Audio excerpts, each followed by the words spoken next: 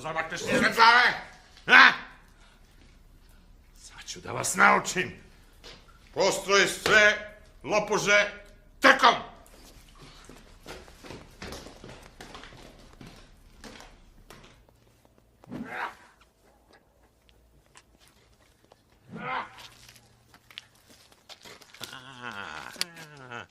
Tebe znam, ptičice. Ti si čuveni Glavonja. Nisam, ja sam Kalauz. Ja sam Glavonja, o čemu se radi? Gužbe! U redu. Dobro. Pa naravno kad ste dobili oficersku menažu.